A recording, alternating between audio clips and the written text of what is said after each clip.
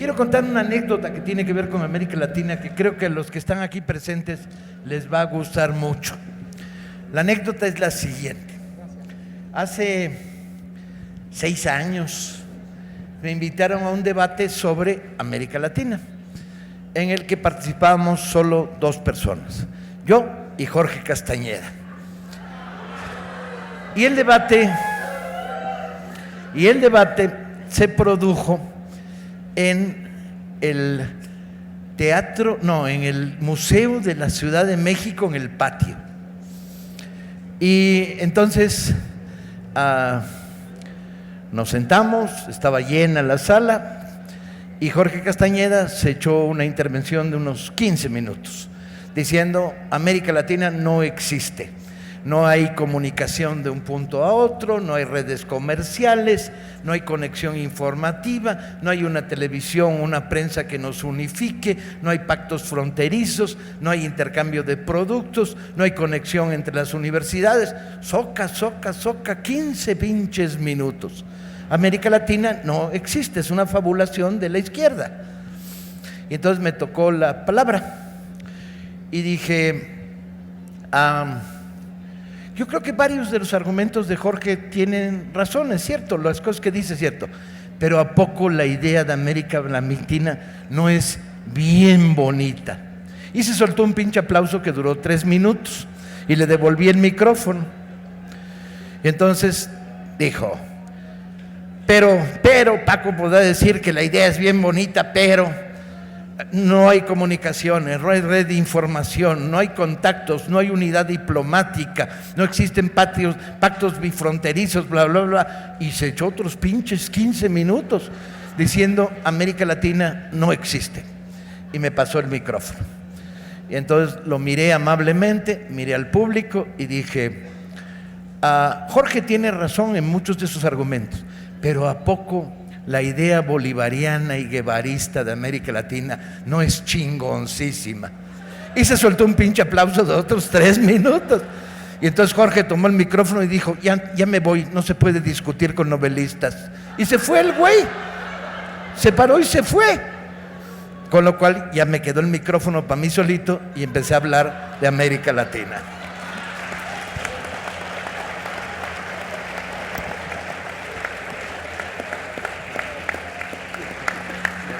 Se fue, se paró y se fue. El que sería canciller mexicano en los próximos años, ¿sí? Canciller de un presidente famoso por decirle a Fidel: bueno, Fidel, comes y te vas. Pinche punta de patanes, man. Aquí no se va a producir el caso, aquí se va a producir el caso inverso.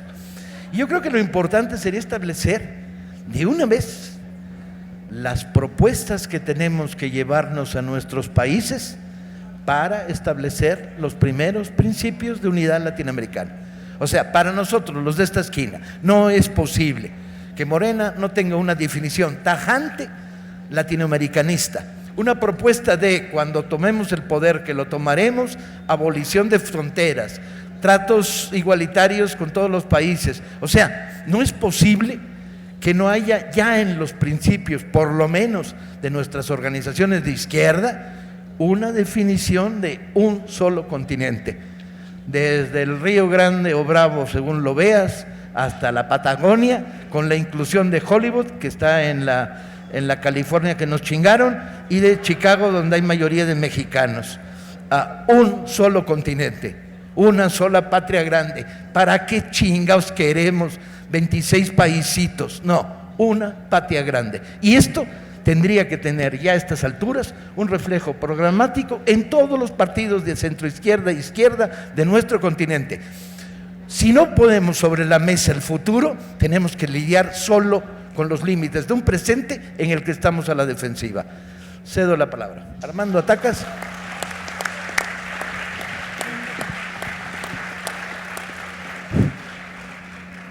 Bien, buenas noches. Una vez más, sorpresiva asistencia a este tema. Esto es en abono de la propuesta que está haciendo Paco. Ayer había una enorme cantidad de personas, hoy hay una enorme cantidad de personas. Tenemos un poco la obligación, los que estábamos desde ayer, en continuar el debate en decir algo más, ir más adelante de lo que fuimos ayer, pero también tenemos, creo, la obligación de repetir un poco, porque la mayor parte de los que están aquí no estuvieron ayer. Entonces, haré una intervención que repite un poquito lo que dije ayer, pero trataré de ir un poco más lejos de lo que ayer fui, en beneficio tanto de los repetidores como de los nuevos. Lo primero que dije y que repito ahora, y voy a referirme a Bolivia, porque hay un compañero que nos hablará sin duda de Venezuela y hay un compañero que nos hablará sin duda de Argentina, y creo que vale la pena hablar de Bolivia, además de que pasado mañana sí va a estar aquí Álvaro García Linera, si no estoy equivocado. Pero hablaré pues yo de Bolivia porque lo conozco un poco mejor que otros países. Y lo que dije yo ayer es que los mexicanos y los latinoamericanos todos, pero muy particularmente los mexicanos, debiéramos estarle muy agradecidos a Bolivia en particular y a otros países del Cono Sur también, porque Bolivia reinventó, decía yo, la revolución. Hizo una revolución, está haciendo una revolución que se aparta del modelo clásico, del modelo de la Revolución Francesa de fines del siglo XVIII, y que se prolongaron en cuanto a su esquema, en cuanto a sus fases, en cuanto a sus modalidades, en las revoluciones del muy revolucionario siglo XX. Lo que está sucediendo ahora en estos primeros años del siglo XXI es bastante diferente.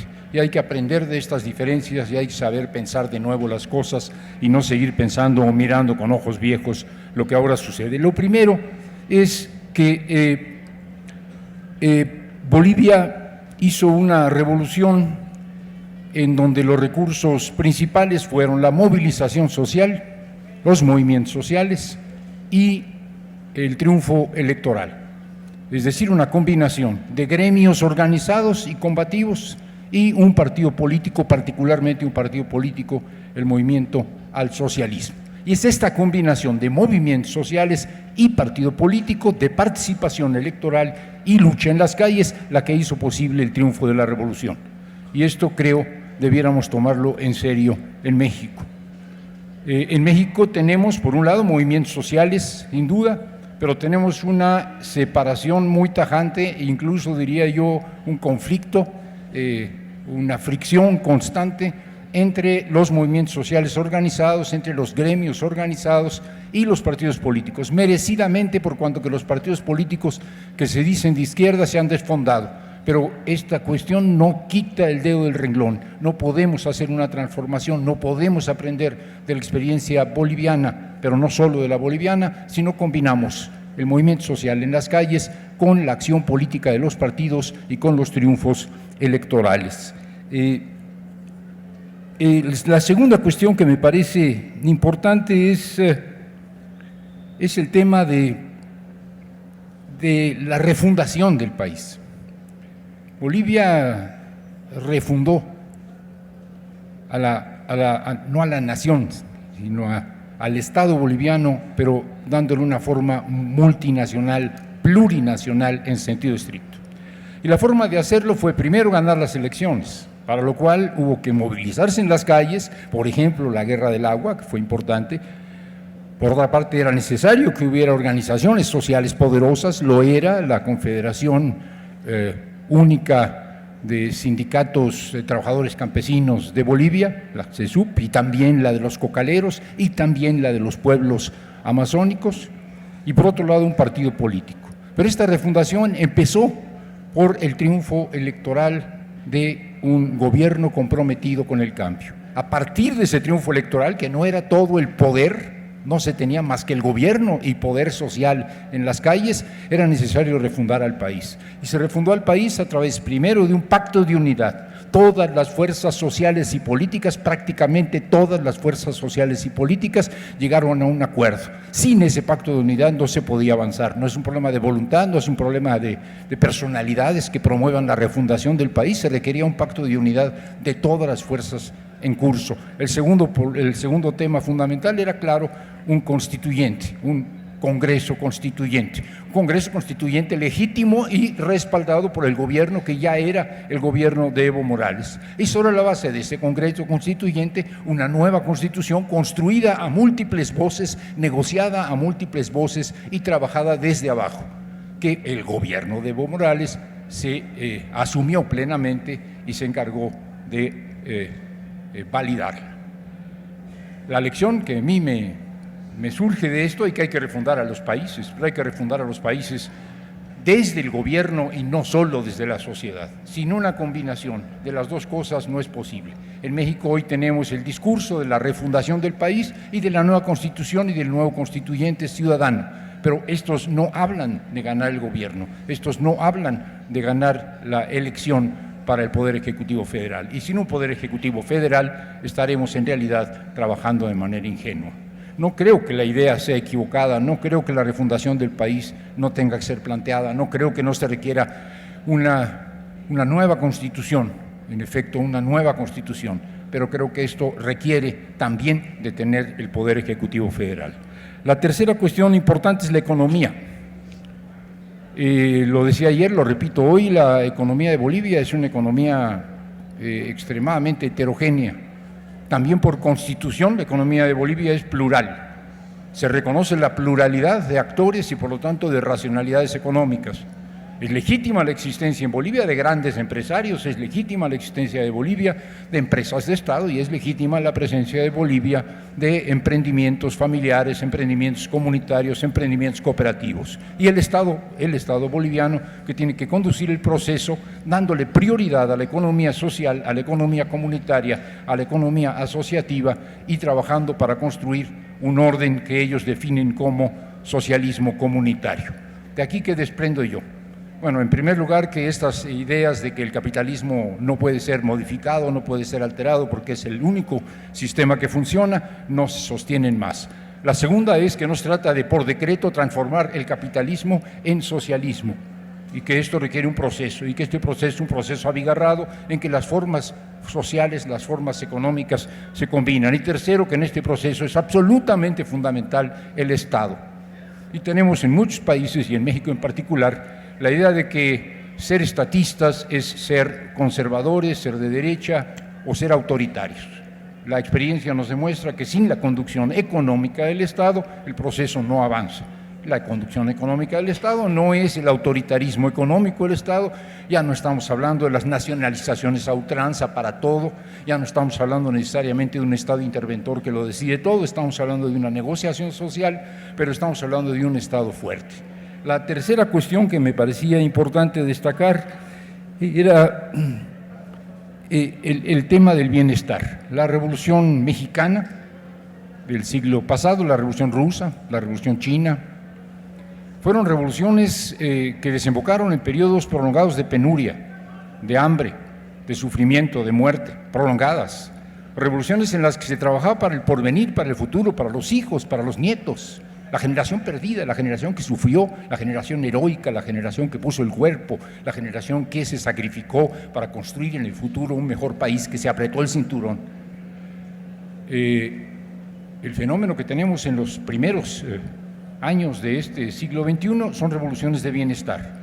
Revoluciones que prácticamente de inmediato, y estoy hablando de Bolivia, pero podría estar hablando de Brasil, podría estar hablando de Ecuador, podría estar hablando de Argentina, pensemos en que Argentina sale del corralito, podría estar hablando de Venezuela, sin duda, son revoluciones que desde el principio modifican las condiciones de vida de las mayorías, son revoluciones que desde el principio mejoran las condiciones de empleo, mejoran las condiciones de ingreso y mejoran los servicios. Revoluciones de bienestar, esto es en verdad una invención. Algunos pensábamos, los viejos pensábamos que hacer una revolución era sufrir un chingo, apretarse el cinturón, sacrificarse para el futuro. No pensábamos que la revolución pudiera, en una coyuntura favorable, desde el momento mismo en que se toma el poder en el gobierno central y se tiene poder social, mejorar las condiciones de la gente. Es que no queremos que mejoren las condiciones de la gente, es que nos parece muy reformista que mejoren las condiciones de la gente, es que si tienen mejores empleos, esto no es ser radical, es que si redistribuimos el ingreso, ¿de dónde viene ese ingreso? ¿No serán ustedes extractivistas? Cuidado, cuidado. Nos están enseñando estos países que se puede y que esto es difícil, pero que se puede lograr, que puede haber, por lo tanto, un mecanismo redistributivo casi inmediato. Una última cuestión, hablaré un poco más después de estos temas, es el problema de la continuidad. Creo que todos entendemos, y los 15 años, 16, si consideramos 17, si pensamos en Venezuela, en que se vienen desarrollando esos procesos, que el cambio no se logra en un año, en 2, en 3, en 4 años, que es un periodo gubernamental en algunos lugares, en 6 años, que es un periodo gubernamental entre nosotros. Necesitamos más tiempo, necesitamos procesos prolongados. Las cosas no se hacen de un día para otro, no se decretan, se construyen. Pero los gobiernos no duran tanto tiempo. ¿Cómo podemos entonces dar la continuidad necesaria para que el cambio se consolide y, por otro lado, gobiernos que puedan acompañar? Bueno, el mecanismo del siglo XX era muy sencillo, ¿no? La dictadura del proletariado o algún tipo de dictadura revolucionaria. En nombre de la revolución nos eternizamos en el poder. Creo que lo que nos están enseñando todos los países que han hecho transformaciones radicales en América del Sur en este caso, pero también diría yo en algunos casos en Centroamérica, es que es perfectamente posible hacer una revolución y mantener el pluralismo político. Y un pluralismo político que en este caso, y si es hegemónico, el proyecto revolucionario es un proyecto político que permite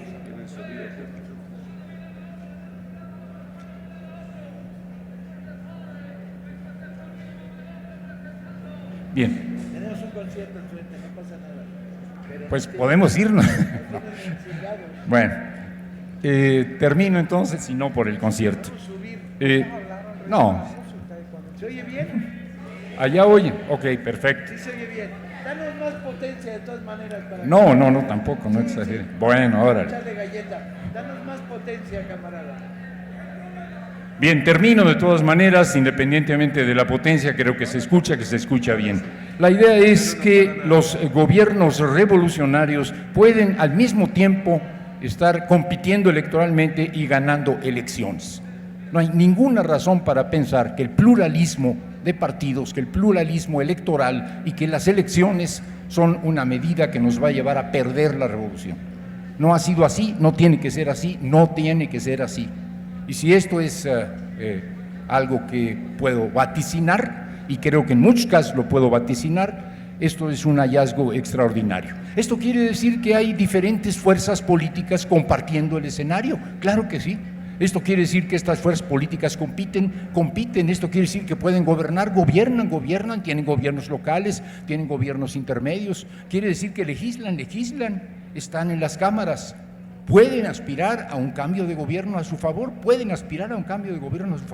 Nuestro trabajo es mantener la hegemonía del proyecto revolucionario. Y si el proyecto revolucionario es sentido común, es decir, si los ciudadanos se han apropiado de las ideas del cambio social, si los ciudadanos están convencidos de que se requiere justicia social, si los ciudadanos están convencidos de que se requiere libertad, si los ciudadanos están convencidos de que no hay que ceder soberanía, si los ciudadanos no están dispuestos ya a doblar la cerviz y han cobrado dignidad, estos ciudadanos le van a dar continuidad a la revolución. Si se pierde el legislativo en un momento dado, ya se recuperará. Si se perdiera incluso el ejecutivo, se puede recuperar el ejecutivo.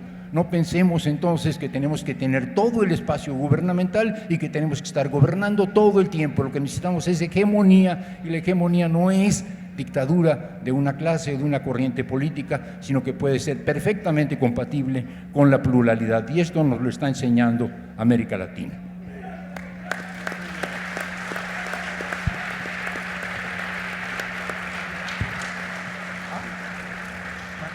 ¿Cuántos minutos?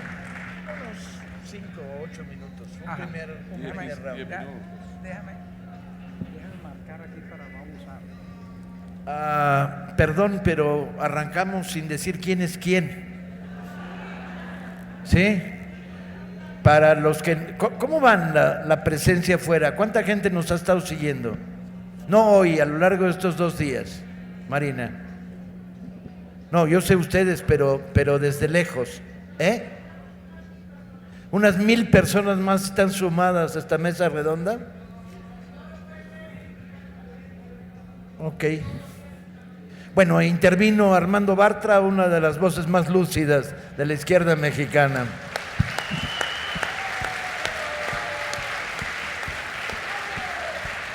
Va a intervenir Luis Brito García, una de las más lúcidas voces de la izquierda venezolana. Seguirá en el uso de la palabra Héctor Díaz Polanco, otra de las... Aquí tenemos primera división nada más, la segunda división soy yo, entonces no en cuenta. Héctor Díaz Polanco, desde México, y rematará Ricardo Foster desde Argentina. Cedo la palabra a Luis Brito. Buenas noches. Con ustedes, una de las mentes más confusas de la izquierda latinoamericana y caribeña. No hay que olvidar esa coletilla.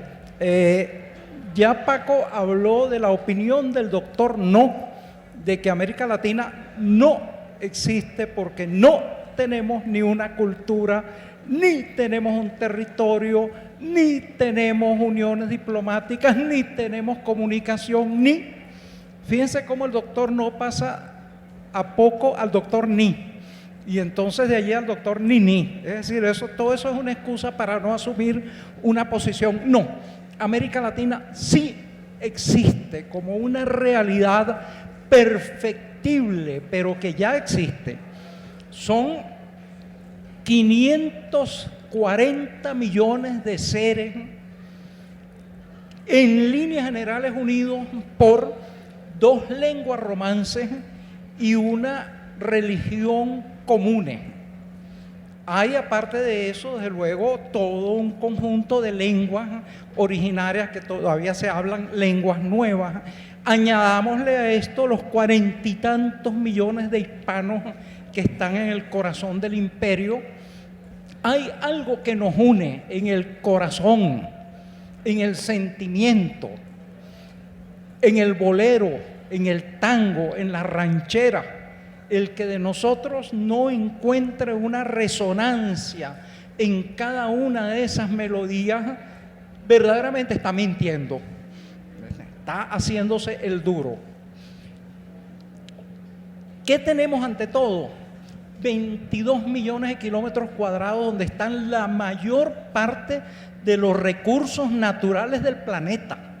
Está el 80% de la biodiversidad del planeta, alrededor del 60% de las aguas potables, todos los minerales estratégicos concebibles.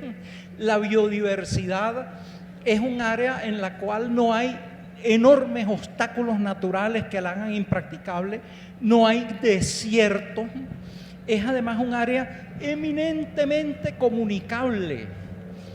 A través de canales se pueden todavía unificar los ríos Orinoco, Amazonas, Paraná, Río de la Plata, para formar un canal de comunicación de América del Sur, de un poderío económico extraordinario. Es un proyecto enteramente factible que ya se está abriendo. Tenemos ya en proceso de trazado un segundo canal interoceánico por Nicaragua que nos va a volver la clave de la comunicación entre el Pacífico y el Atlántico. Es decir, y ese canal no está en Texas, no está en Nevada, que son estados mexicanos, por cierto, es zona en reclamación. No, está en América Latina. Esa población de unos 540 millones de seres es una población eminentemente joven, en plena capacidad productiva. No es, fíjense ustedes que Europa se está muriendo por declinación demográfica, no hay relevo generacional. En Estados Unidos ya está apuntando a esa especie de agonía. Bueno, tenemos una fuerza laboral extraordinaria, cada vez más educada, cada vez más formada a través de políticas de instrucción pública gratuita, por lo menos en los países progresistas es así. En Venezuela, por ejemplo, 1 de cada 3 venezolanos está estudiando y 1 de cada 9 venezolanos en educación superior. América Latina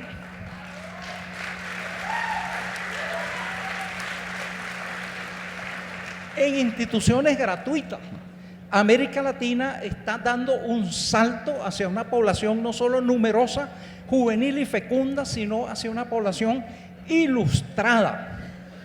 Ahora, tenemos una economía que en realidad todavía no ha pasado a esa carrera de destrucción que llaman el desarrollo.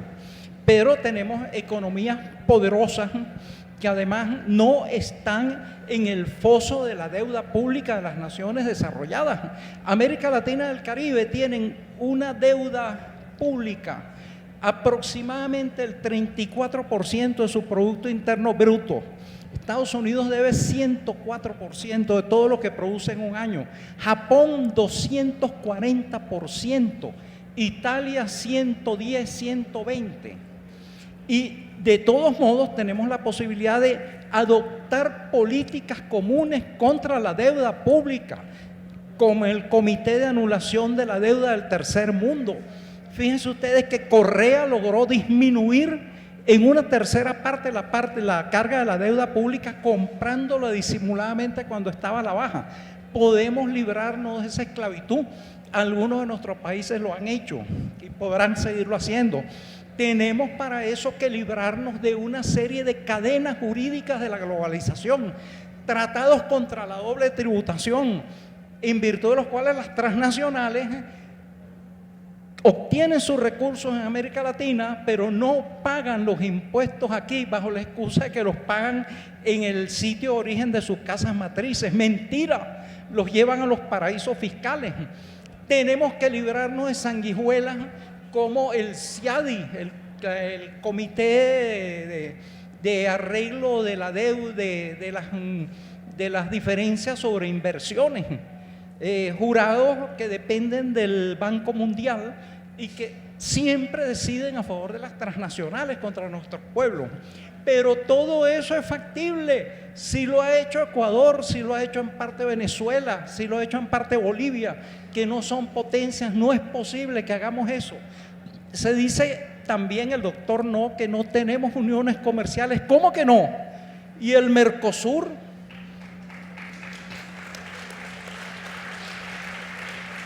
Mercosur es, según el año, la sexta o la quinta economía del mundo. Y América Latina en su conjunto podría ser la cuarta o la tercera economía del mundo si sumamos los productos internos de todos nuestros países. Fíjense ustedes que hay un potencial, pero además de eso está el CARICOM, está toda una cantidad de países centroamericanos unidos en alianzas estratégicas.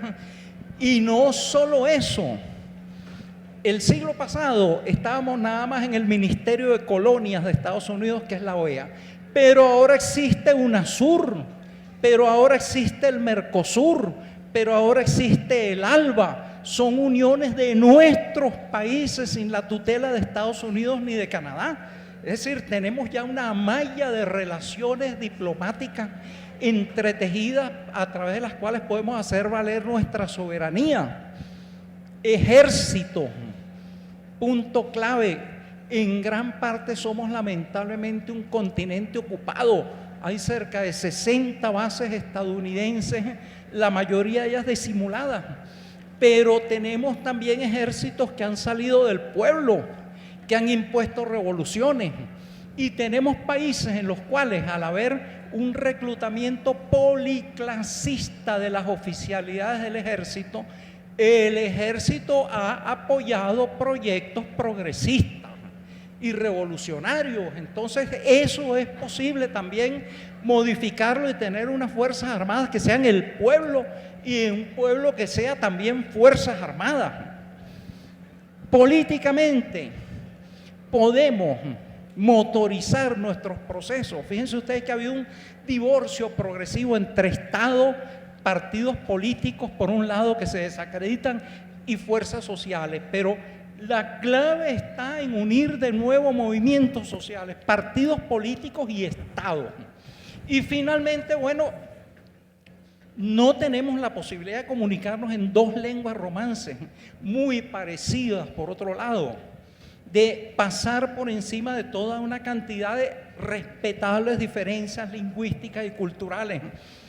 Ya hay varios satélites de comunicaciones. México tiene algunos, pero bajo control privado. Venezuela tiene 2, hechos con tecnología china. Creo que Argentina tiene también.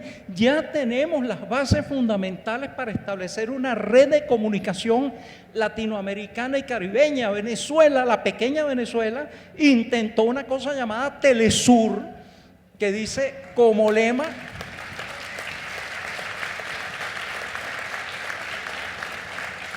el lema de uno de los artistas sureños, Torres García, que dice: nuestro norte es el sur. Entonces, es posible. América Latina sí existe. América Latina es un proyecto que está por concluir, pero que lleva avanzados sus cimientos desde hace varios milenios y sobre todo desde el último milenio. América Latina es posible, es bonita, y además es inevitable. Muy bien. Muchas gracias. Muy bien.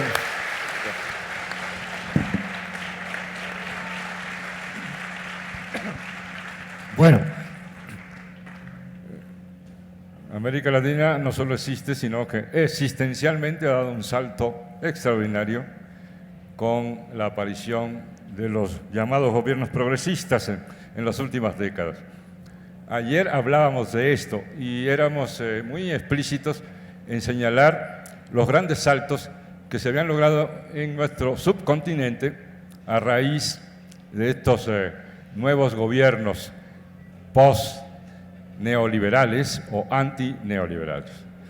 En el campo de la salud, en el campo de la educación, en el terreno político y en la economía. Y el ejemplo, para utilizar el mismo esquema de sintetizar un poco y seguir adelante, el ejemplo que poníamos ayer, que supera por lo espectacular a cualquier otro caso en América Latina, es el caso de Bolivia, que no solamente ha estado creciendo a tasas increíbles, a veces de más de 5 y hasta 7% anual, sino que al mismo tiempo ha estado redistribuyendo la riqueza. Y que en esto consistía la clave de otras cosas que todavía no mencionamos. Por ejemplo, el asunto de la permanencia en el poder está garantizada por este conjunto de políticas que hacen el fenómeno absolutamente escandaloso para los neoliberales y que los vuelve locos, están dementes con este asunto, de que una y otra vez estos gobiernos ganan las elecciones. Ayer se señalaba el caso extremo de Venezuela, con 19 elecciones hasta ahora desde la llegada de Chávez al poder, de las cuales ha ganado 18. Y hay que decir que la que se perdió, francamente, es una pérdida atribuida a errores bobos que se cometieron, incluso en la definición misma de lo que se iba a votar. Pero bueno, se perdió una, solo una de 19. Y lo mismo está ocurriendo en Bolivia y en Ecuador, etc. Es decir, que cuando tenemos gobiernos que atienden en primer lugar como asunto prioritario los intereses nacionales y los intereses de sus pueblos, la derecha está prácticamente imposibilitada de ganar elecciones. Pero esto, a su vez, crea retos y peligros. Y yo quería seguir avanzando y hago una introducción para justificarlo, hablando de los retos y los problemas que tenemos por delante. No solo por retos nuevos que surgen simplemente por el nuevo contexto latinoamericano y mundial, sino retos que surgen debido a nuestra propia actuación, a la actuación de la izquierda en América Latina impulsando el proyecto transformador. Y quiero justificarlo. Yo creo que la izquierda tiene en este terreno dos grandes potencias. Una es su capacidad de comprender los procesos para hacer acción política y para hacer estos procesos de transformación. Pero la otra potencia que nunca debemos perder es la potencia crítica, pensamiento crítico. Y tenemos que ser críticos respecto incluso de nuestros propios procesos. Ahora tenemos, como dijimos ayer, además, una tendencia en América Latina que está empezando a anunciar que debido a algunos asuntos que ocurren en estos países progresistas, que se pueden ver como o fracasos o como problemas sin resolver, anuncian ya de antemano la desaparición, el fin del ciclo y la desaparición de este gran experimento histórico-social. Yo adelanto que mi opinión es que en la mayoría de los planteamientos que hacen están equivocados. En primer lugar, porque el tiempo en que intentan hacer sus predicciones es un tiempo extraordinariamente restringido y no agregan la etapa anterior y las tendencias que pueden observarse. De tal manera que si uno observa en un periodo, un lapso extremadamente corto, un proceso, observará los errores como inicio de traspiés y de fin de ese proceso. Creo que se trata de un proceso largo. Creo que los problemas que se están advirtiendo en este momento, que son reales, son debido a una nueva fase que inicia América Latina y el mundo, debido a factores que señalamos ayer, la agudización de aspectos fundamentales de la crisis de 2007-2008 en el sistema neoliberal contemporáneo. Segundo, el hecho de que esto impacta de manera especial a los países del Cono Sur, en donde están la mayoría de estos experimentos, también a México, y crea una situación nueva, en la medida en que estos procesos se fundaron en elementos de los que se disponía, entre otros, la abundancia de recursos. De ahí viene, entonces, la primera acusación de los críticos, en el sentido de que los gobiernos que tenemos en América Latina, llamados progresistas, son demasiado extractivistas. Yo digo que hay que ser crítico y hay que aceptar que es cierto y que ese es un problema que hay que evaluarlo adecuadamente. Lo que es inaceptable de esa crítica es decir que los gobiernos no debieron aprovechar los recursos naturales de que disponían o los recursos o las posibilidades de abrir nuevos ciclos productivos, por ejemplo el caso de la soja o la soya en el caso de Argentina, que por Dios no debería Bolivia haber explotado el gas, que no debió haber Venezuela aprovechado los recursos petroleros. Bueno, es absurdo. Pero sí es cierto que falta iniciar un proceso mucho más consistente y claro de desarrollo de una economía más diversificada, que permita entonces evitar que, como en el momento en que estamos, el derrumbe de los precios de las materias primas ponga en problema serio el sistema económico y el proyecto en su conjunto. Creo que hay un segundo problema. Me refiero al hecho de que, y este es un ejemplo de logro que crea a su vez otro problema y que creo que no estamos abordando adecuadamente, que es el de la redistribución que incluye a millones de personas en estos países como consumidores. El caso de Bolivia es fantástico, lo decía García Linera hace poco, ya lo aumentó a 2, yo me había quedado en 1 millón de habitantes de Venezuela, eso es el 10% de la población, que habían pasado de pobres a clases medias. Él dice que ya son 2 millones, bueno, 2 millones. Eso es una cosa espectacular. Pero eso crea otro problema, igual que en Venezuela.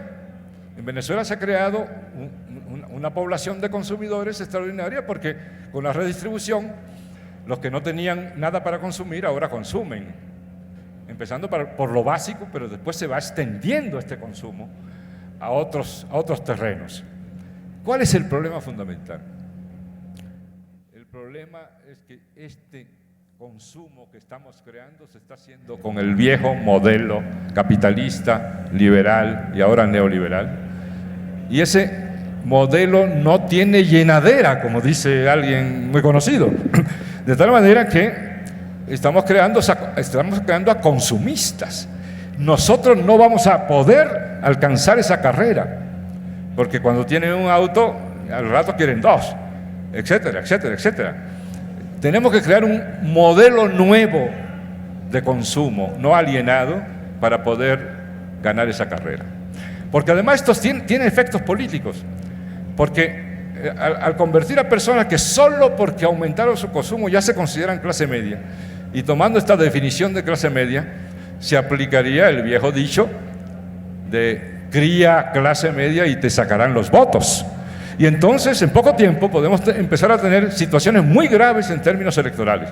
Tenemos el primer desafío ahora en diciembre en Venezuela, con la elección de la Asamblea, el equivalente al Congreso en México. Y vamos a tener, a lo largo de estos años, debido a que mientras resolvemos problemas, creamos otros, para los que no estamos preparados y no hemos creado alternativa. Creo que, además, estamos perdiendo fuelle como nuevo modelo latinoamericano en relación con la creatividad que caracterizó el proceso, sobre todo con una locomotora llamada Hugo Chávez, que constantemente estaba poniendo sobre la mesa los grandes temas de debates y que estaba tomando iniciativas creadoras en términos políticos y de proyecto. Hemos ido perdiendo fuelle, no solo en Venezuela, en Bolivia. Bueno, Bolivia hoy está retomando esto para discutir el papel precisamente de las comunidades y el problema ecológico en Bolivia.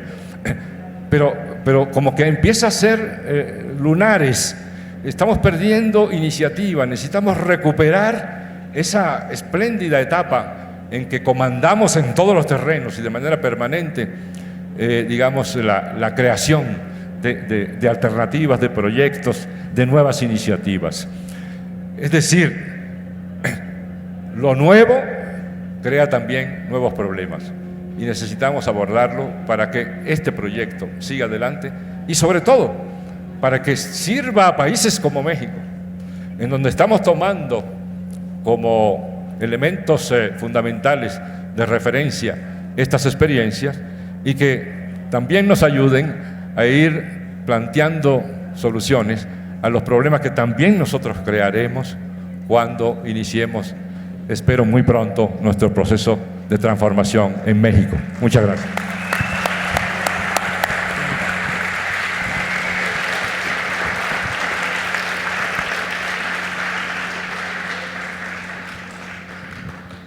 Yo creo que si nosotros comparamos la realidad latinoamericana de la década del 90 y lo hacemos en relación a la actualidad de algunas experiencias políticas de estos años, creo que deberíamos estar efectivamente muy contentos. La década del 80 y del 90 del siglo pasado convirtió a América Latina en el continente más desigual del planeta. Eso significó una concentración espantosa de la riqueza, pero también fue vaciando de contenido a sus democracias, las convirtió en democracias fósiles y a través de los propios sistemas democráticos se expandió como una peste el neoliberalismo. Eso significa que estos 15 años, desde el comienzo con Chávez y lo que luego fue sucediendo, fueron años de desafío, de invención, de creación, de provocación, de crítica, donde particularmente Sudamérica se convirtió en el único lugar del planeta donde efectivamente proyectos políticos concretos desafiaban una hegemonía planetaria. Eso nos tiene, por supuesto, que hacer sentir orgullosos del camino recorrido. Hay una ganancia inmensa porque eso cristalizó en la mejora de los sectores más sumergidos, implicó millones y millones de personas que se incluyeron en el mundo del trabajo, de la educación, de la salud. Eso significó también intentar avanzar en transformaciones democráticas, en ampliación de derechos, como no hubiéramos imaginado en otro momento de nuestra historia, desde la Revolución Bolivariana, pasando por Ecuador, pasando por Bolivia, por Brasil, la Argentina. Lo que encontramos fue justamente la ampliación de la base de sustentación. De nuevo, sujetos sociales olvidados pudieron ocupar un lugar clave en la escena de nuestras sociedades. Comenzó a darse lo que para mí es fundamental, que es una disputa por el sentido común, una disputa por el lenguaje, una disputa por nuestra memoria histórica. Lo hizo Chávez en Venezuela, creo que se hizo con mucha intensidad en la Argentina. Si hay un orgullo que tenemos en la Argentina, es que la memoria en la Argentina no es solo una memoria viva, sino que se ha convertido en memoria, verdad y justicia. Se derogaron las leyes de impunidad. se volvieron a juzgar a los genocidas. Varios de ellos cumplieron su condena no porque salieron de las cárceles comunes, sino porque murieron en las cárceles. Argentina desarrolló en estos últimos 12 años un trabajo sobre la memoria, un trabajo sobre la justicia extraordinario, que significó también una puesta en evidencia de lo que significa como refundación una política de derechos humanos. Pero también es cierto que nos enfrentamos a una enorme cantidad de problemas. Yo siempre he pensado que somos los débiles de la historia, no los poderosos. Sentirnos los poderosos es un error, ni siquiera deberíamos querer sentirnos los poderosos. La fragilidad es un valor en sí mismo. Yo siempre recuerdo una frase de Kafka que decía que solo por amor a los desesperados conservamos aún la esperanza, por los derrotados, los humillados, los vilipendiados de la historia, no porque estamos en la cresta, no porque somos superiores, no porque nos creemos los portadores del poder, sino porque cuestionamos los abusos del poder, los abusos de los poderosos, aquellos que creen que el movimiento de la historia solo tiene sentido si alcanza cifras, desarrollos, el progreso. El progreso se hizo bajo la base de explotar, de humillar, de excluir a miles y miles de millones de seres humanos. Por lo tanto, en verdad en América Latina hay una rebelión de los incontables, una rebelión de los sin rostro. Esto me parece importante porque nos permite también comparar, juzgar lo que se ha construido. Es cierto lo que se dice del extractivismo. América Latina ahí tiene un peso, una carga fuerte,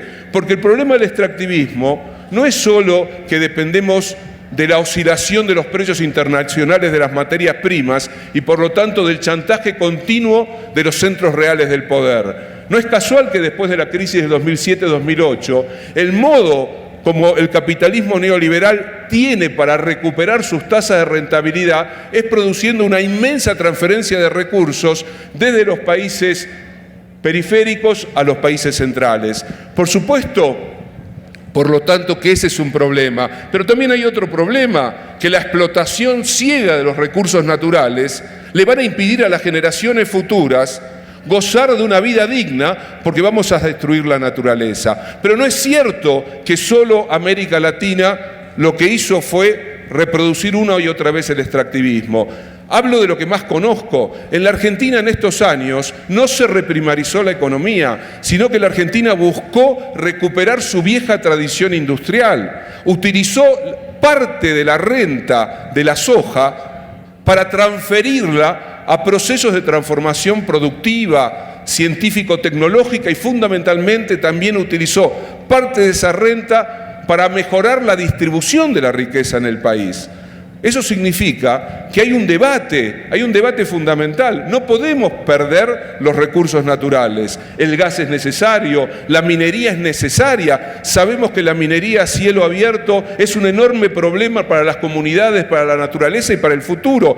Pero no podemos simplemente decir no vamos a hacer más minería para que desde el norte sigan utilizando de todas maneras los recursos naturales de América Latina, mandando ONGs que simplemente digan son los gobiernos sudamericanos los que destruyen la naturaleza, cuando es el capitalismo central, incluyendo a China, los principales erosionadores de la naturaleza a nivel planetario. No somos nosotros de ninguna manera. Y este es un punto que también es fundamental. El gran consumo de energía lo tiene Estados Unidos, China, Europa, no los países de América Latina. Por lo tanto, no tenemos que abandonar lo que es la relación con las riquezas naturales. Lo saben muy bien los venezolanos. La renta petrolera es formidable, pero también puede ser una renta parasitaria si es que no se transfieren los recursos de la renta petrolera a desarrollo, innovación tecnológica, crecimiento industrial, reformulación del trabajo.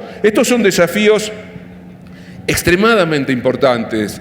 Decíamos ayer que América Latina ha dado pasos importantes, recién se lo planteaba, lo señalaba Luis, las organizaciones que funcionan, Mercosur, UNASUR, la CELAC, el ALBA, pero también seguimos teniendo problemas no menores. Si yo tengo un orgullo que me parece que es clave en esta etapa, es que durante el gobierno de Néstor Kirchner Néstor Kirchner decretó el programa Patria Grande. ¿Qué es el programa Patria Grande? Que la Argentina se convierte en tierra hospitalaria para el conjunto de los latinoamericanos, que todos aquellos que viven en suelo argentino indocumentados pasan inmediatamente a tener derechos de ciudadanía. Esto me parece que es un punto central y no todos los países de la región, esto hay que decirlo, no todos los países de la región tienen la misma política. Debemos luchar por una sola frontera en América Latina. Debemos impedir también algo no menor. Los ejércitos seguramente en esta etapa no son el peligro central, quizás en México sí, pero no en el sur de América, no son el peligro central de los neogolpismos. El gran peligro son las policías. Las policías en nuestros países son golpistas, manejan el negocio en muchos casos del narco, manejan territorio, manejan inteligencia e intentan desestabilizar nuestros gobiernos.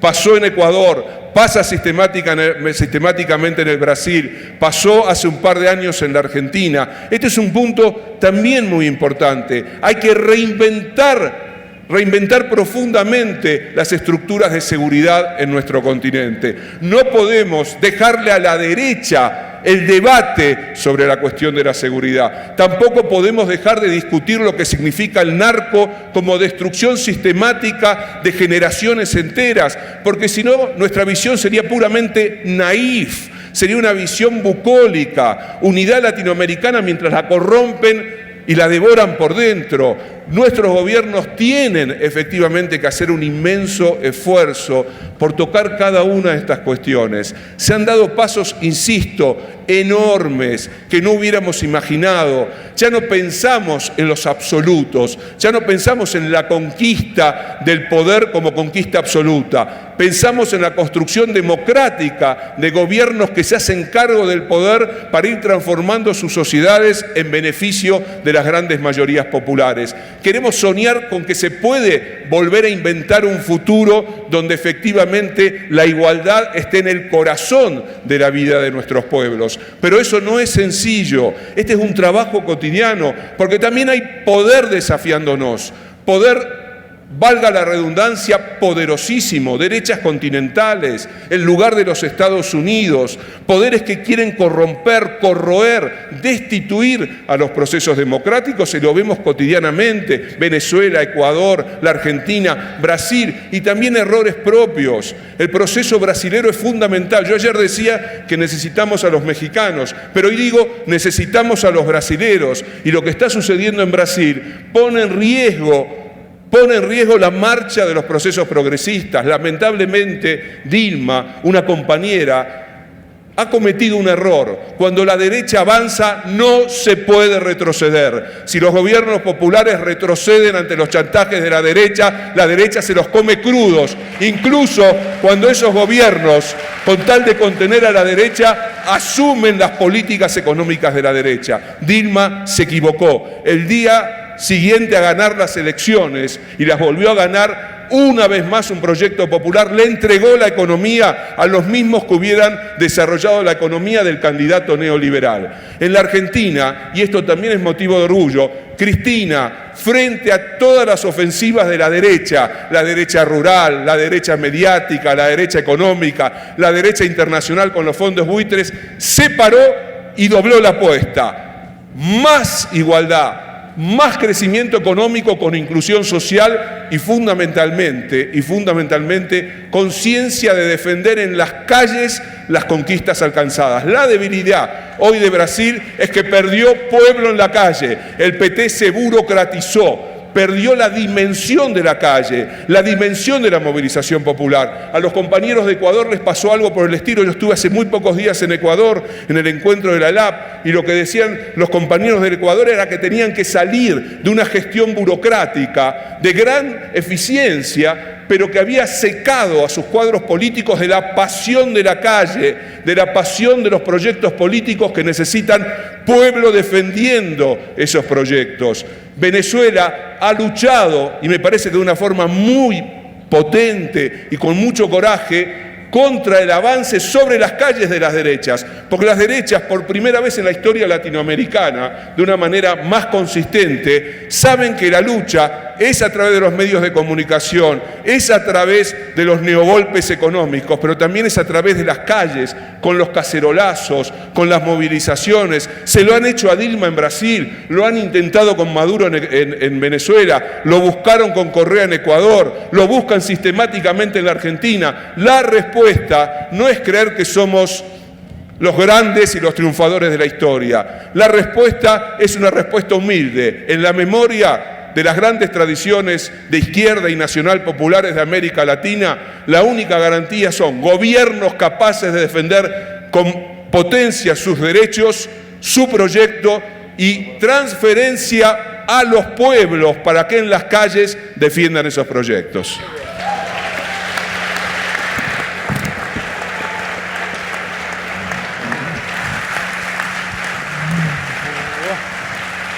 Vamos a proceder a una última ronda de cierre. Nos damos a nosotros mismos entre 3 y 5 minutos por coco, de tal manera que apliquemos no solo la vehemencia, sino la síntesis. Mi papá, que era más sabio que yo, decía: todo lo que no puedas decir en 3 minutos, hijo, seguro son puras pendejadas, o sea que no te preocupes. Yo no he sido capaz de lograr una síntesis de 3 minutos. Lo he intentado, considero a mi papá genial, pero no puedo. Pero bueno, hagamos un esfuerzo. Yo quería aportar un factor que ha estado fuera del debate y que hay que meterlo, que es la sensación mexicana de que somos los patitos feos. En todo el resto de América Latina se avanza, aquí hemos topado con el fraude electoral. Y el fraude electoral nos ha cerrado el camino 3 veces, ¿sí? Y somos los patitos feos. Quisiera decir una sola cosa: es cierto, somos los patitos feos, y en nuestra condición de patitos feos, que como todos saben en el cuento resultan maravillosos cisnes, había algo que decir en virtud de los patitos feos mexicanos. He estado en las ferias del libro de Caracas, de Buenos Aires, de Bogotá, de Lima, y estas, las muchas que hemos tenido en las calles, en Azcapotzalco, en Nesa, son las de mayor vitalidad. En México se ha avanzado de una manera notable en el desarrollo de una política cultural que incluye la combinación entre los materiales del libro, el debate político, la inclusión de los intelectuales progresistas en el proceso, la proliferación del libro como material de debate vinculado a la lectura, el incremento de la lectura. Las cifras de incrementos de lectura en el Valle de México en 5 años que llevamos trabajando con mucha intensidad son notables, compañeros. Estamos hablando de millones de libros circulados a bajísimos precios o regalados en el Valle de México. Y esta experiencia de patitos feos, pero que leen un chingo, tendríamos que transmitirla en América Latina.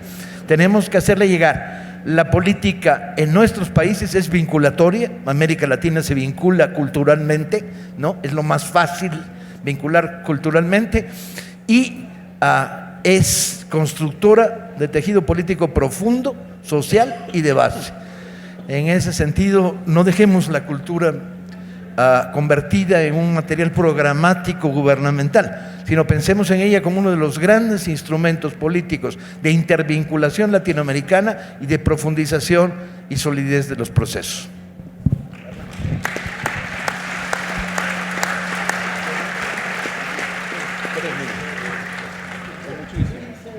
Tres minutos para una apuesta de futuro. Dicen que terminó el ciclo progresista. Creo que no terminó el ciclo progresista, pero sí terminó el ciclo de la bonanza económica, y por lo tanto el modelo primario exportador redistributivo ya no es suficiente. No puede sustituirse de un día para otro, pero hay que irlo transformando y corre prisa. El ciclo económico terminó. Sin embargo, soy radicalmente optimista. Creo que la izquierda en lo fundamental seguirá gobernando donde gobierna. Incluso puede darse la sorpresa en Brasil, dependiendo de quién sea el candidato. Creo que los principios libertarios y justicieros son ya sentido común mayoritario en nuestro continente, incluso en Argentina, incluso en Venezuela. La izquierda más sensata, la derecha más sensata está retomando los principios y los planteamientos de la izquierda porque sabe que de otra manera no tiene posibilidades, cuando menos no electorales. Creo que además, poco a poco, las economías se irán apoyando más en el trabajo, en la productividad y en el mercado interno que en la puesta en valor de los recursos naturales. Creo, pues, que el Frente Progresista resistirá, pero esta no es mi apuesta mayor. Mi apuesta mayor es que el Frente Progresista puede y debe ampliarse.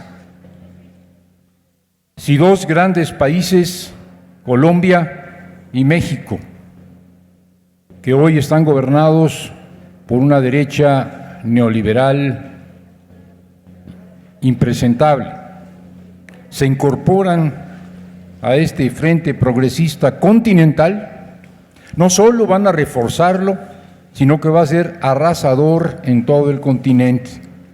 El efecto simbólico, el efecto moral, el efecto político y también el efecto económico de la incorporación de Colombia, de la incorporación de México. Estoy hablando de dos países grandes hoy gobernados por la ultraderecha, pero evidentemente hay que pensar en Perú, pero evidentemente hay que pensar en Paraguay, pero hay que pensar en la radicalización política en Chile, pero hay que pensar en una serie de avances que pueden darse. Pero si se dieran estos dos, si México y Colombia se incorporan al frente, el avance de la izquierda en el subcontinente sería incontrolable. El descontento popular en nuestros dos países es creciente y es evidente.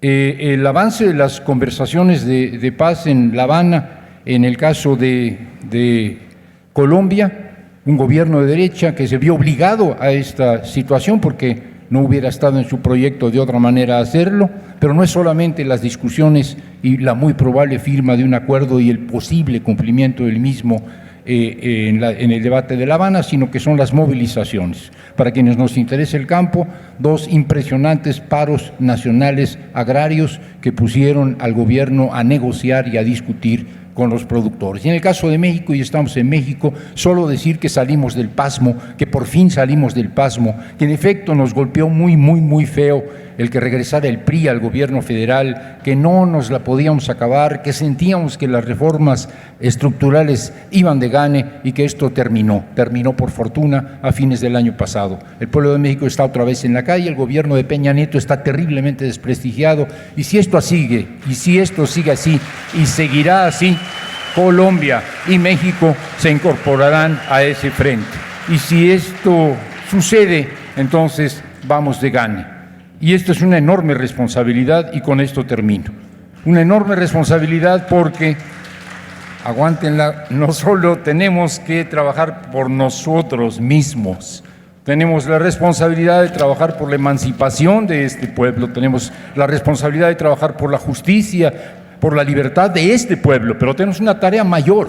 Necesitamos sumarnos a las fuerzas emancipatorias del continente. La responsabilidad nuestra de quienes somos gente de izquierda, de quienes somos gente progresista, de quienes somos luchadores, no es solo cumplirle al pueblo de México, no es ayudar al pueblo de México a su organización, a su concientización, no es solo trabajar por nuestro pueblo, tenemos que trabajar por la patria grande, es una responsabilidad con todos, no podemos dejar solos a los que están avanzando de manera progresista en el cono sur, tenemos que sumarnos y es una responsabilidad terrible, pero es una responsabilidad que vamos a asumir por una simple razón, porque en esto no estamos solos, ya no estamos de espaldas al resto del continente, ya no estamos mirándonos a nosotros mismos, ya no nos estamos observando el ombligo, estamos acompañados, somos muchos en este continente, somos muchos aquí en esta mesa hablando del continente y por lo tanto la lucha por nuestra liberación, por nuestra justicia, por nuestra dignidad es una lucha compartida, no estamos solos, la responsabilidad es grande, creo que la vamos a cumplir. Me dicen que se encuentra con nosotros el embajador de Bolivia en México. ¿No? El ex embajador de Bolivia en México. Un placer, muchas gracias.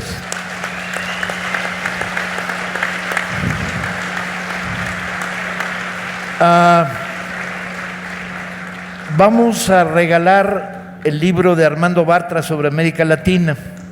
Los que lo recibieron ayer, no sean gandallas. digan, no, yo ya lo tengo, ¿no?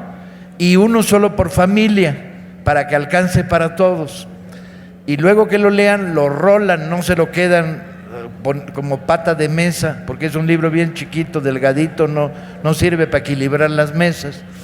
Y luego Armando va a estar firmando sus libros del lado de allá, ¿no? ¿Sí? Sí, dice Armando que sí. Le va a echar galleta. No se muevan de sus lugares, les van a hacer llegar el libro a sus lugares a los que no lo tengan. Porque la izquierda mexicana tiene una área gandaya, ¿no? Entonces, eso, así da gusto. Los que ya lo tienen dicen que no. Bien, paso la palabra a Luis Brito y le doy 3 minutos y a su tremenda capacidad de síntesis va. Bueno, 3 minutos para resolver 300 años de opresión. Sí, es posible. En primer lugar, propiedad social de los recursos naturales y de todas las empresas dedicadas a su explotación. Necesidad absoluta para el sustrato económico de América Latina. En segundo lugar, aplicar los productos del extractivismo de la actividad social a sacar las masas latinoamericanas y caribeñas que están todavía en la pobreza y combatir la desigualdad social. Venezuela, por ejemplo, tiene el menor índice de desigualdad social de la Latinoamérica capitalista. 3, en ese sentido, bueno, además de eso, en cuanto a la economía, utilizar todos los recursos para el desarrollo, pero para un nuevo estilo de desarrollo, no una imitación de la sociedad consumista de Estados Unidos, de la estadounidense, con nuevos valores, el sumac causai, por ejemplo, el buen vivir, redefinir los valores y los estilos de vida de la economía. En cuarto lugar, en cuanto a lo político, unificar los movimientos sociales con los partidos políticos que siguen siendo los instrumentos privilegiados de la acción política y con el Estado. Hay un esfuerzo para decir se acabó lo político, no deben existir partidos políticos, el Estado se debe despolitizar. No, hay que volver a unir esa troika, esos 3 caballos que tiran adelante el coche de lo político. En cuanto a los gobiernos, bueno, definir las políticas de nuestros ejércitos. En primer lugar, la expulsión de las bases militares de Estados Unidos y de la organización del Tratado del Atlántico Norte de América Latina. Vemos mandatarios proyectando más bases, más intrusión de soldados, etcétera, etcétera. No lo podemos hacer si Ecuador, que es un país pequeño que no tiene más de 10 millones de habitantes, consiguió sacar a Estados Unidos de la base de Manta. Le dijo, ustedes se van porque Ecuador es un país soberano. Podemos hacer lo mismo en el resto de nuestra América.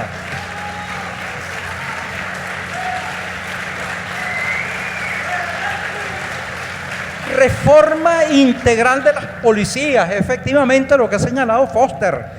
A través de las policías se hacen operaciones terribles. En Venezuela el golpe de Estado de 2002 fue dado físicamente por una milicia de 20.000 policías que actuaba autónomamente bajo un político de la capital del estado. La policía fue también uno de los ejecutores del golpe contra Rafael Correa. Además, con la policía hay una serie de alianzas con policías internacionales, como la DEA, por ejemplo, que es el principal vehículo del tráfico internacional de drogas, y nos lo venden como alguien que contraría al tráfico de drogas. Y junto con esa policía, la miríada de ONG que actúan como organismos de los aparatos de seguridad de Estados Unidos, disfrazados con la piel de oveja de instituciones de la sociedad civil, hay que reformar toda esa serie de elementos que atentan contra la estabilidad de nuestros países. Hay que hacer un impulso para reforzar todos los aparatos de integración latinoamericana y caribeña que tenemos y crear otros nuevos, más poderosos, más inclusivos, más fuertes. Extenderlos hacia la economía, que no solo esté el Mercosur, que se creen uniones económicas de otros conjuntos de nuestros países. Fíjense que América Latina tiene ni más ni menos que 33 votos dentro de la Organización de Naciones Unidas, casi la tercera parte de los votos. Si unificamos esos votos, podemos ser un poder decisivo dentro de la escena internacional. Y en cuanto a la cultura, la cultura. Bueno, tenemos que crear medios de servicio público en todos nuestros países, que no sean meros juguetes e instrumentos de los intereses comerciales, y que no sean meras cajas de resonancia de las industrias culturales de Estados Unidos y de Europa. Pero además hay que crear un poderoso sector de medios comunitarios libres y alternativos, para que el ciudadano pequeño tenga el micrófono, tenga la radio, tenga la cámara de televisión. Cada vez las cámaras son más sencillas, se aplican con una tecnología menos costosa. Es decir, hay que popularizar la comunicación, que las oligarquías comunicacionales de esta parte del mundo cedan el paso a una democracia plena comunicacional. Y finalmente, que las fronteras que dejarán de existir entre nuestros países se abran para dejar el paso libre a todos los bienes culturales. ¿Cómo es posible que un libro mexicano sea casi imposible conseguirlo en Venezuela? Que de repente un libro de Monte, el historiador colombiano, para que lo compremos en Venezuela o en México, tiene que ser publicado por Alfaguara, que es una casa española. Por ejemplo, eso no puede ser. Tenemos los elementos de una cultura común, una cultura cuya riqueza, cuyas diferencias, cuya complejidad, cuyas diversidades son comunicables. Son un magnífico tesoro cultural que podemos compartir todos. Bueno, tenemos que hacer lo posible para que ese tesoro sea absolutamente de todos y cada uno de los latinoamericanos y caribeños, sin discriminación, sin distinción, sin odio, sin pena y sin olvido. Muchas gracias.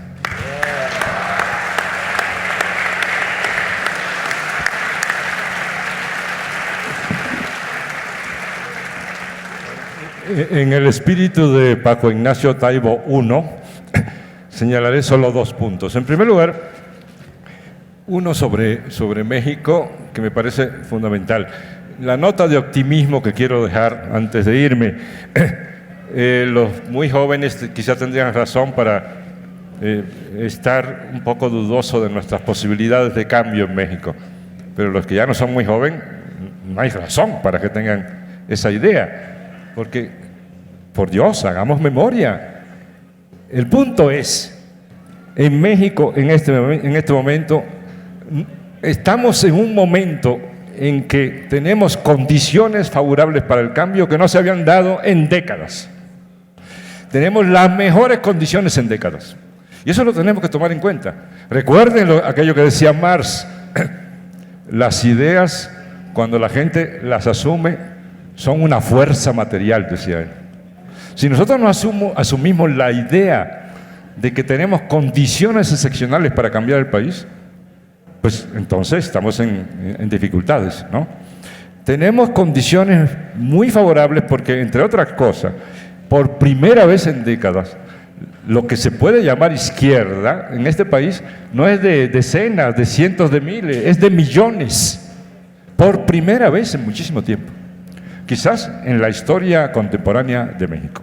De tal manera que debemos aprovechar esta circunstancia. Segundo, en condiciones de un gobierno absolutamente desacreditado, ya no abundaré en el punto porque se ha dicho mucho al respecto. Segundo punto, que quiero recordar porque tiene que ver con este foro. El año pasado, exactamente en este foro, en octubre, cuando empezaba a circular la información de la caída del precio del petróleo. Todavía en esa época el petróleo estaba en alrededor entre 60 y 70% el barril, $70 el barril.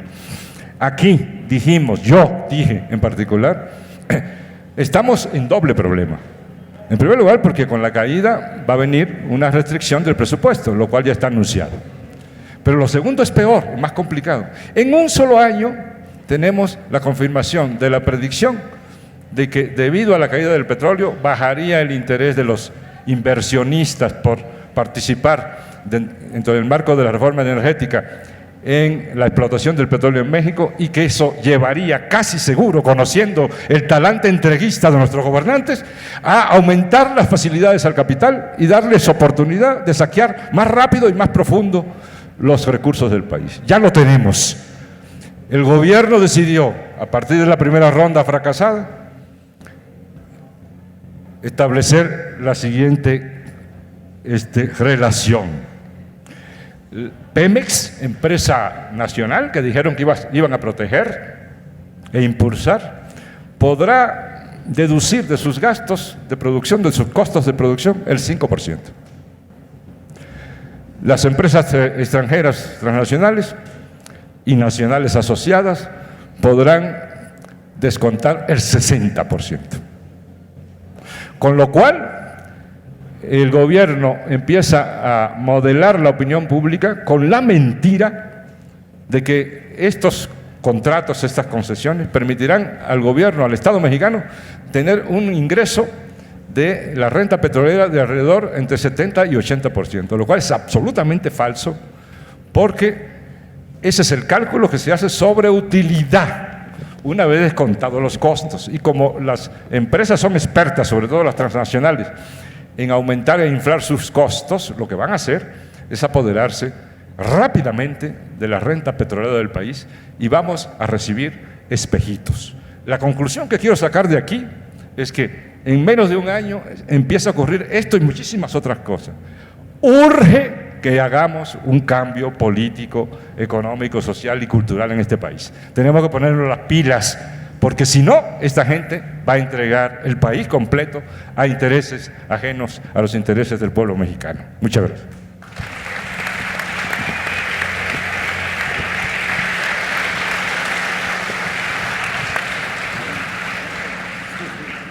Muy breve, porque ya se ha dicho casi todo. Creo que este momento, y Paco lo señaló al principio, es un momento en el que debemos disputar el núcleo más profundo de la cultura, de nuestra manera de decir el mundo, de pensarlo, de soñarlo, porque creo que ahí se juega algo decisivo. La economía siempre es importante, ya lo sabemos. Sin crear riqueza no se puede distribuir riqueza, pero se puede crear riqueza, se puede incluso distribuirla, pero se puede perder la batalla cultural.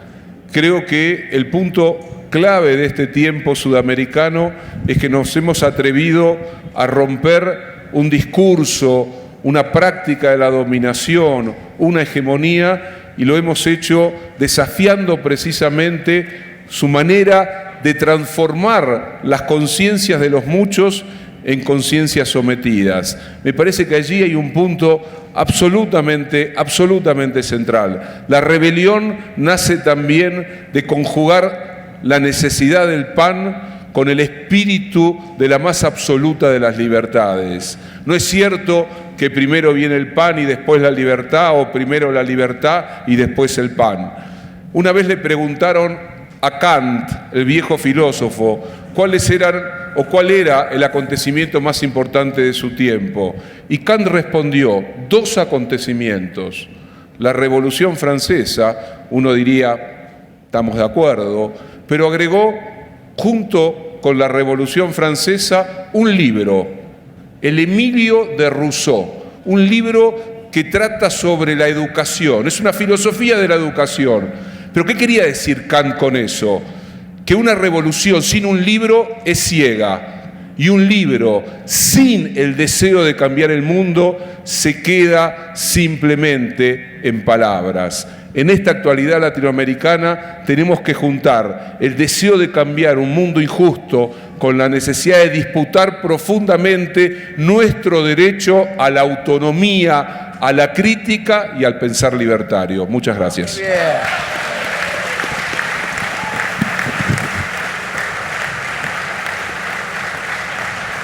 Les informo que esta mesa redonda va a tener una tercera sesión el miércoles, porque el vicepresidente de Bolivia, Álvaro García Linera, va a hacer magia. ¿El martes? Martes 13. El martes 13. Sí, ¿vas a estar? Entonces ya, tenemos uno que se suma, otros dos que también se suman. ¿Tú puedes, Armando? Bien. Se va a medianoche, pero se puede quedar un rato. Va a estar aquí Álvaro García Linera, que va a hacer un esfuerzo notable. Va en un viaje de trabajo oficial a China, pero se detiene unas horas en México para participar en la Feria del Libro del Zócalo.